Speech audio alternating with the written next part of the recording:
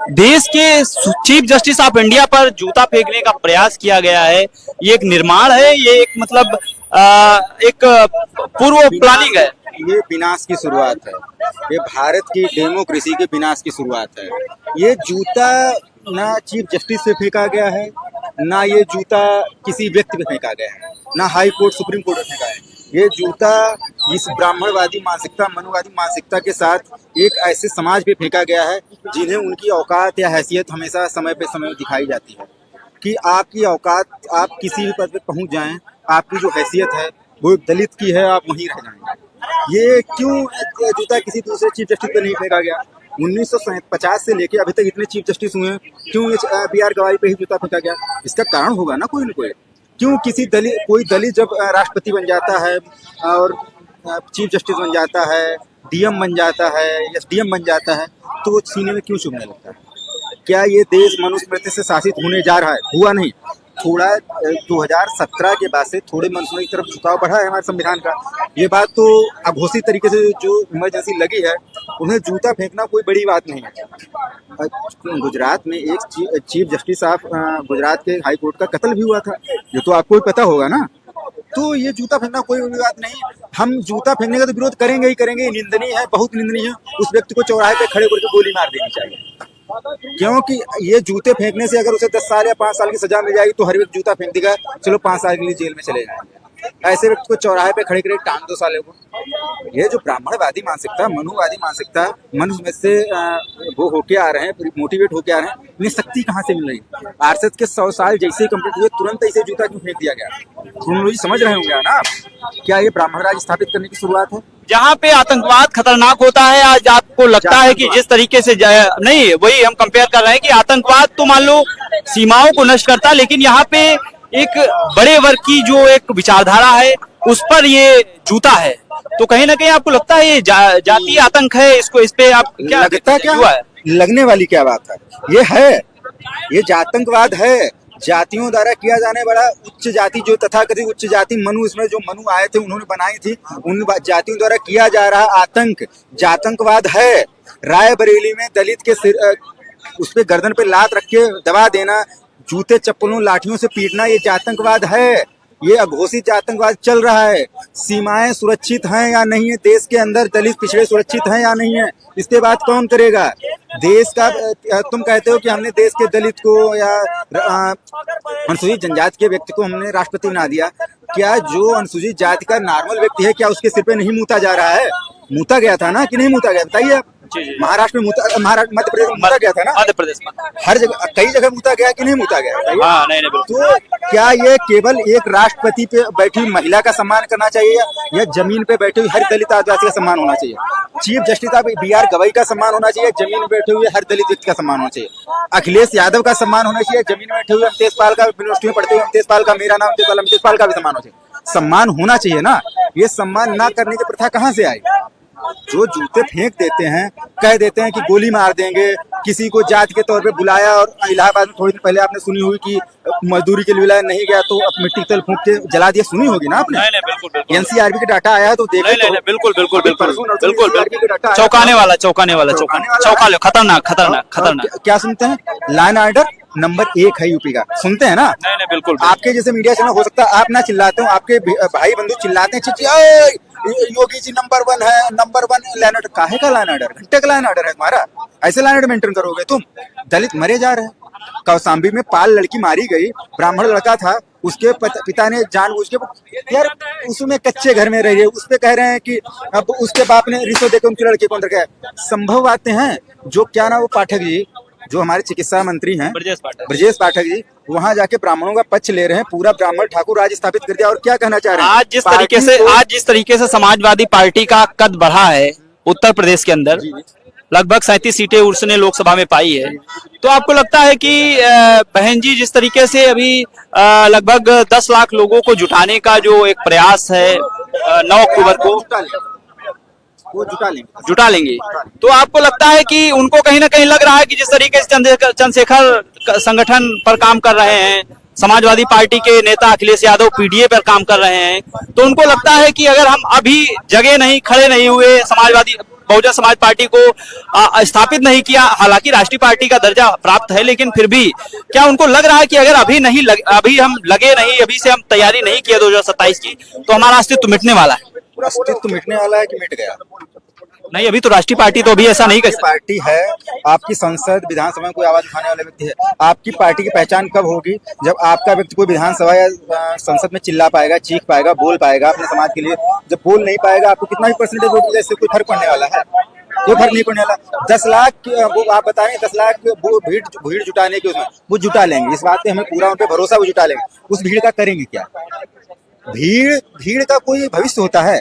नहीं, अगर काडर अभी जिस तरीके से ट्रेनें भी रद्द कर दी गई हैं 9 अक्टूबर की, तो जिस तरीके से उन्होंने कहा है कि लखनऊ का चक्का 9 अक्टूबर को जाम करना है। आपसे क्या कहा कि वो 10 लाख नहीं 15 लाख भीड़ जुटा लेंगे? देश में सबसे बड़ी रैली करने का रिकॉर्ड मायावती जी के नाम है। ये रिकॉर्ड लेके क्या करेंगे? ये रिकॉर्ड लेके चली जाएंगी, आपको मुख्यमंत्री बना दिया जाएगा। नहीं, तो अभी लग रहा है आपको 27 दूर है, तो अगर अभी 15-20 लाख लोग जुटा रहे हैं, तो इसका मतलब वो संगठन और काडर को फिर से मजबूत करने का प्रयास कर रहे हैं। 27 का है, 26 में कहा नहीं रुक रहा? नहीं, 26 में बिहार में चुनाव है। आपको ऐसा नहीं लग रहा कि मोदी जी की कुर्सी बचाई जा रही है? आपको ऐसा भी तो लगना चाहिए। आपको ऐसा भी लग सकता है? नहीं, तो मैं वह बिहार के अंदर देख रहा हूँ कि बिहार में उतनी ज्यादा एक्टिव नहीं है। मायावती जी का कोई नहीं ऐलान किया, लेकिन मायावती जी का कोई रैली अभी तक नहीं मुझको देखने को मिल गए थे ना? नहीं, आकाश आनंद जी गए हैं, लेकिन अभी जो मेन हीरो है बहुजन समाज पार्टी की, वो मायावती जी है, तो वो नहीं अभी को भाषण मतलब वहाँ पे रैली की है। तो उस रैली की शुरुआत हो सकता है लखनऊ से। मुझे ऐसा लगता है कि लखनऊ में रैली करके बिहार को लोगों को दिखाया जाएगा कि हमारे पास बहुत बड़ी ताकत है, हम बिहार में सरकार बना सकते हैं। इस तरीके से सरकार को नुकसान पहुंचा के वहाँ एनडीए की सरकार बनवाई जाएगी, मुझे ये लग रहा है पर्सनल तौर पे। और आप जो कह रहे थे कि अखिलेश यादव जी, अभी अंकल जी खड़े हुए थे, मैं भी सुन रहा था, काफी देर से। हालांकि मैं अखिलेश यादव जी को पसंद करता हूँ व्यक्तिगत तौर पर, लेकिन किसी व्यक्ति को पसंद करने से उसकी गलतियां छिप नहीं जाती। मुलायम सिंह यादव जी ने प्रमोशन का बिल किसने फाड़ा था विधानसभा के अंदर? SC/ST bill, SC/ST bill promotion का किसने फाड़ा था? अब वो बात भूल थोड़ी जाएंगे, गेस्ट हाउस कांड भूल थोड़ी जाएगा। हालांकि मैं वोट देने को दे दूंगा अखिलेश यादव जी को, कांड भूल नहीं जाएंगे ना। क्या आपके अंदर आरएसएस नहीं है? सामंतवाद यादवों के अंदर नहीं है? बोलूंगा ना मैं। आप MOI फैक्टर की बात कर रहे हैं, जहाँ पे मुस्लिम और यादवों का दमन। 81% मुस्लिम देते हैं। वही टीबी पार्टी बीजेपी है, 87% ब्राह्मण, 87% ठाकुर देते हैं, 89% ब्राह्मण देते हैं। तो एक बात और मैं आपको करना चाहूंगा, यमबाई पार्टी अगर सपा को बोला जाता है, तो टीबी पार्टी बीजेपी को भी बोला जाता है, क्योंकि सपा में परसेंटेज कम है, बीजेपी में ठाकुर ब्राह्मणों का परसेंटेज बहुत ज्यादा है। तो आपने ये बात स्वीकारी है कि समाजवादी पार्टी में MOI फैक्टर काम करता है, और भारतीय जनता पार्टी में ठाकुर और ब्राह्मण्स का फैक्टर काम करता है।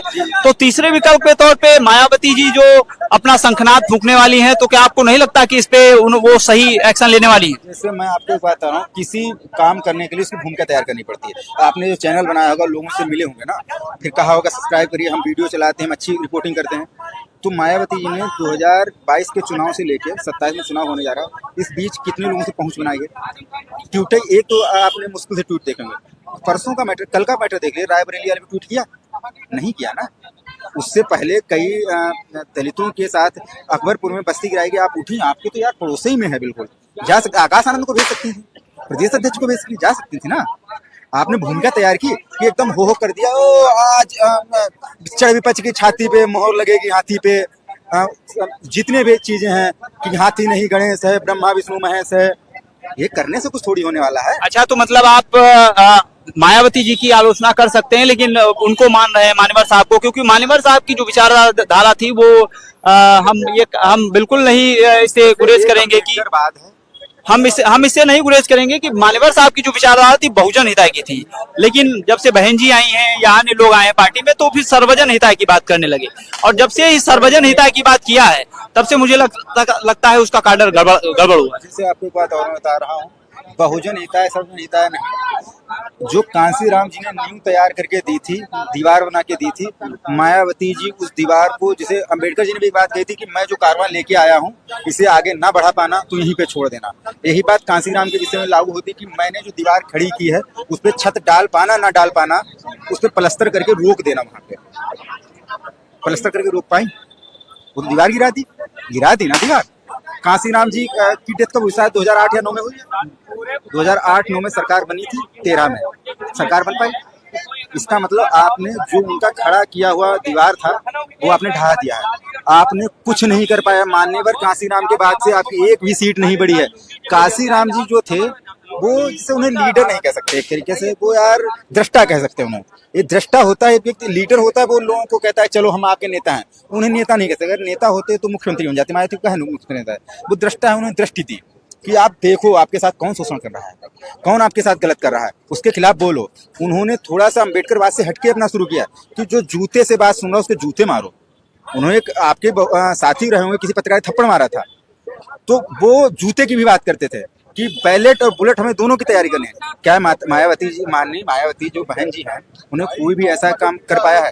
आकाश आनंद जी को थोड़ा पसंद करने लगा था। उन्होंने जब सीतापुर में भाषण दिया, सीतापुर या लखीमपुर में जहाँ भाषण दिया, तुरंत आप चिल्ला के उन्हें बाहर कर दें कि अभी परिपक्व नहीं। कब परिपक्व होंगे? आप परिपक्व हैं? मुझे तो आपकी परिपक्वता पे शक होता है। आपने जिस समाज ने आपको कंधों पे बैठाया है, सर पे बैठाया, लोग गोली खाने के लिए मायावती जी तैयार। मायावती जी कहते हैं कि मर जाओ तो लाखों आदमी मर जाएगा। आज भी ये रियलिटी है। अगर वोट परसेंट नहीं कम हो रहा है, मायावती 28 सालों से राष्ट्रीय पार्टी है, तो इसका मतलब कि लोग पसंद कर रहे हैं। लेकिन वोट आपकी सरकार क्यों नहीं दे? आप नहीं निकल रही है। आप उसके कहने से थोड़ी कि मायावती का लाइन ऑर्डर बहुत बढ़िया रहा है, पेपर लीक नहीं हुआ। नहीं पेपर लीक हुआ, क्या पता पेपर लीक हुआ या नहीं हुआ, सोशल मीडिया नहीं थी, हम कैसे मान लें? खबरें अब आ रही हैं। हालांकि लाइन ऑर्डर बहुत बेहतरीन रहा है। मायावती जी से लाइन ऑर्डर इतना बढ़िया नहीं रहा, दंगा एक भी नहीं हुआ। इसमें हजारों दंगे हो चुके हों, नहीं हो रहे हैं, पुलिस ही दंगा करवा देती है यार, वो तो अलग चीज है वो तो। लेकिन अब उसी चीज पे थोड़ी हमने एक बार 7th क्लास में टॉप कर दिया। अब मैं बीए में क्या कर रहा हूँ, यूपीएससी एग्जाम दूंगा, उसमें क्या दूंगा, नेट का एग्जाम दूंगा, इसमें क्या करूंगा? 7th क्लास के टॉप की मार्कशीट दिखा के मैं थोड़ी जीत जाऊंगा। मायावती जी 2007-8 की मार्कशीट दिखा के थोड़ी हमारा बेहतरीन। तुमने अभी तक जो घोषणा पत्र होता है, घोषणा पत्र अभी तक लेके आए? हम घोषणा पत्र नहीं करते। समय के साथ ढलेंगे ना कि नहीं ढलेंगे? तो और आप अंकल जी की मैं 2-3 बातों से वो समाजवादी पार्टी की बात कर रहा हूँ, वो मैं उन्हीं बातों की बात कर रहा था। अखिलेश यादव जी को मैं फिर से मैं कहना चाह रहा हूँ कि मैं पसंद करता हूँ, लेकिन इतने अच्छे होते 2017 में सरकार कहा जाती, 2022 में सरकार कहा नहीं आई, 2024 में 37 सीटें आ गई। नहीं तो अगर उनमें कमियां हैं तो उनकी आलोचना भी करिए ना। अच्छा एक मिनट, हाँ मैं एक बात और बताना चाहता हूँ। आपने एक संगठन का नाम सुना है, आरएसएस, जो ब्राह्मणवादी संगठन है, मनुस्मृतिवादी है, मनुवादी संगठन है। क्या मनुवाद कहा नहीं है? ब्राह्मणवाद कहा नहीं है? क्या समाजवादी के अंदर ब्राह्मणवाद नहीं है? क्या आरएसएस समाजवादी के अंदर नहीं बैठा हुआ है? पीडीए की बात करेंगे, हमें नहीं देखता नेता प्रतिपक्ष कौन है। सुनिए तो, नेता प्रतिपक्ष कौन है? नाम बताइए, आप बताइए नेता प्रतिपक्ष कौन है? माता प्रसाद पांडे। पीडीए में माता प्रसाद पांडे कहाँ से आ गए? अरे तो एक का मतलब अगड़ा भी हो सकता है ना। अच्छा, तो अगड़ा लोग है कि पिछड़ा लोग है? 55% चाहिए कि 12%, 8-10% चाहिए? तो ये तो आपको डिसाइड करना पड़ेगा। वोट तुमने सब हमारा ले लिया, और जब इलाहाबाद में यादव ने एक व्यक्ति को जला के मार दिया, उस पर आपका कोई ट्वीट आया? कोई आपने FIR कराई? आपने उस व्यक्ति की आलोचना की? बरेली में एक दलित व्यक्ति अपनी FIR कराने गया था, जो SHO था वो यादव था, उसने उसकी जात सुनते थप्पड़ मारा, आपने ट्वीट किया? आपने उस पर कोई बात की, प्रेस कॉन्फ्रेंस की? नहीं की। सारस पे प्रेस कॉन्फ्रेंस कर देंगे, सारस पकड़ लेके विभाग वाले। दलितों पे हुए जो हैं, दलितों पे जो आक्रमण हो रहे हैं, जो उनके साथ आतंकवाद हो रहा है, वोट लेने के लिए आप आ जाएं, संविधान बचाएंगे। संविधान अकेले दलित बचाएंगे कि सब बचाएंगे? संख्या किसकी भारी है? संख्या 52% की भारी है, तो 52% संविधान बचाएगा। ज्यादा आगे जिम्मेदारी है कि इनकी जिम्मेदारी है? बाकी तुम्हें हिंदू बनना है, जब एक पंडिताइन ने मुंह दिया तो तुम्हारा हिंदूपन निकल गया। अखिलेश यादव तो इसके पहले बहुत ऐसे, जैसे मैं डायरी लिए हूँ, हालांकि वो भी ऐसे कृष्ण की मूर्ति लिए घूमते थे।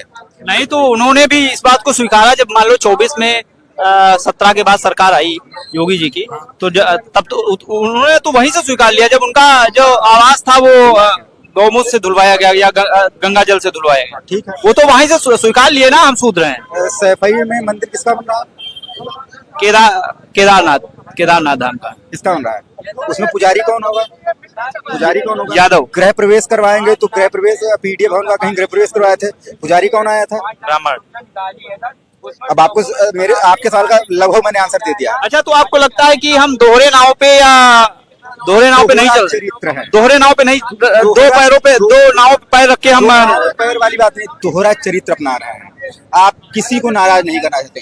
अगर आपको बहुजन की राजनीति करनी है, अगर आपको बहुजन की राजनीति करनी है, तो दोहरा चरित्र आपको अपना नहीं करना पड़ेगा ना।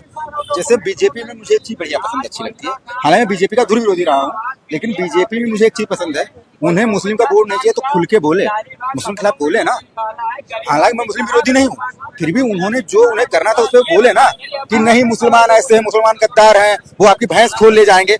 बोले तो तुम अभी तक बोले कि हमारी पार्टी को बर्बाद करने वाले ब्राह्मण है, बोले औकात है? हमारी पार्टी में राहुल गांधी बोल तो रहे हैं कि हमारी पार्टी में भी संघ घुसा हुआ है, बोल तो रहे हैं ना। तुम बोल पाए तुम्हारी औकात है?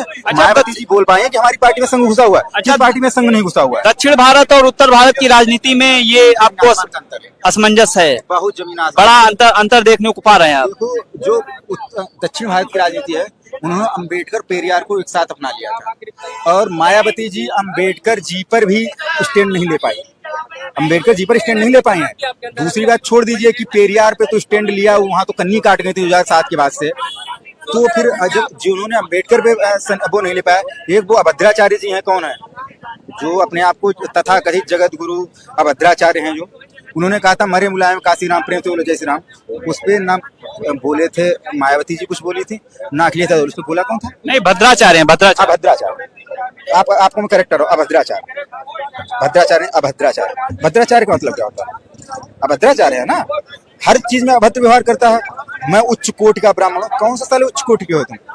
तुम्हारे काम है वो नीच हैं, जाति ऊंच नहीं होती, काम ऊंचे होते हैं। वैचारिकी से आप गड़बड़ कर रहे हैं, गड़बड़ कर रहे हैं, सत्यानाश कर रहे हैं, सत्यानाश कर दिया अम्बेडकर। तुम्हारी औकात है साले बोलने के? तुम्हारे जैसे 20 जन्म ले, 20 ने 500 जन्म लेंगे, तब अम्बेडकर साहब के पैरों की धूल के जहां से वो निकलेंगे वो धूल चाटोगे, उसके बराबर हो पाओगे। तुम अम्बेडकर पे टिप्पणी करो, तुम्हारी औकात है साले अम्बेडकर टिप्पणी करने की? ये आरक्षण पे साले बोलते हैं, जितने ये बाबा आवा हो गए हैं आरक्षण पे बोलेंगे। अरे इसके पीछे सरकार है, सरकार मौजूद सरकार, इसी सरकार को उखाड़ के फेंक देंगे ना। समाज समझ रहा है ना, 37 सीटें दी है ना, आरक्षण के नाम पे दी है ना। आप हम देख रहे हैं सपा की आलोचना कर रहे हैं, बसपा की आलोचना कर रहे हैं, और आपका स्टैंड किधर है? मैं जागा हुआ व्यक्ति हूँ। नहीं तो आपको स्टैंड लेना पड़ेगा ना, निर्णय लेना पड़ेगा। जो कम बुरा होगा मैं उसके साथ जाऊंगा। नहीं, फिर भी आप युवा हैं तो आप तय कर दीजिए। मेरे पास आर्टिकल 21 है, राइट टू प्राइवेसी। मैं आपको थोड़ी बता दूंगा किसे वोट दूंगा। अच्छा। आर्टिकल 21 के तहत मुझे राइट टू प्राइवेसी मिला हुआ, तो मैं बताऊंगा नहीं। जो कम बुरा होगा आप अंदाजा लगा लीजिए, जो कम बुरा है बोल भी रहा है तो मैं उसे वोट दे दूंगा। चंद्रशेखर आजाद जी ठीक कर रहे हैं, लेकिन वो संयमित नहीं है, धैर्य नहीं है, पकड़ नहीं है लोगों पे। उनकी जो रैलियां होती हैं उनमें भौकाल ज्यादा होता है, भौकाल ज्यादा टाइट रखते हैं। बाकी उनकी जो आपको चंद्रशेखर के विषय में एक बात और बता रहा हूँ। चंद्रशेखर जी को जो आवास मिला हुआ है वो कैबिनेट मिनिस्टर को आवास मिलता है।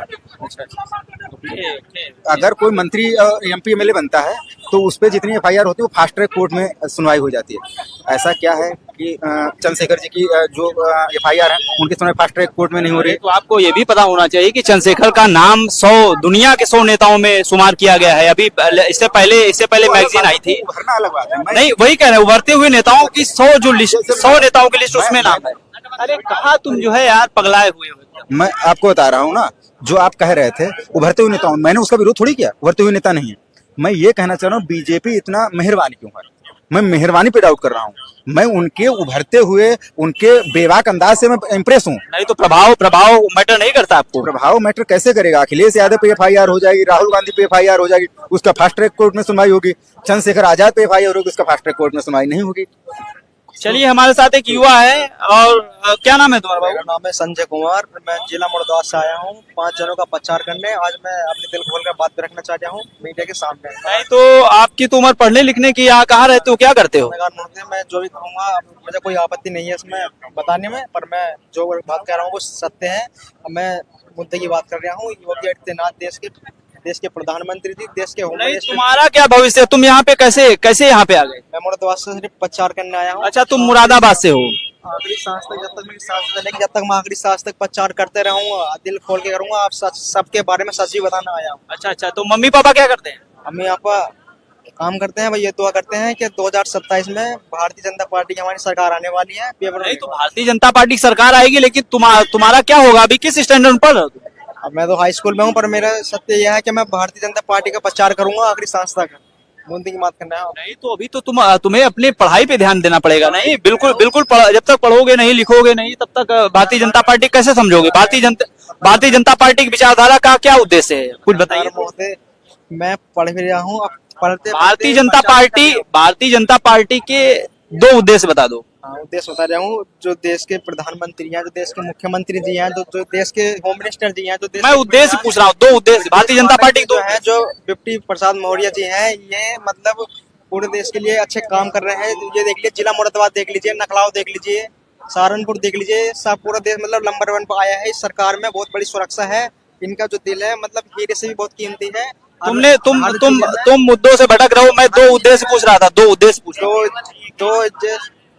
दो उद्देश्य तुम बता दो केवल बस। भारतीय जनता पार्टी के दो उद्देश्य क्या है। भारतीय जनता पार्टी का उद्देश्य बस ये है कि सबसे नेक, सबसे साफ सुथरी पार्टी है, सबसे विचार। अभी तुम पढ़ो बाबू, अभी पढ़ो, अभी अध्ययन करो, अभी पढ़ो, अभी विश्व गुरु बनाना, भारत को विश्व गुरु। आपको पता है दुनिया में भारत जो है सबसे ज्यादा कर्जदार वाला देश हो गया। इसको विश्व गुरु कह रहे हो, विश्व गुरु कह रहे हो। इससे ज्यादा मेरे यूएसए पे कर्ज है।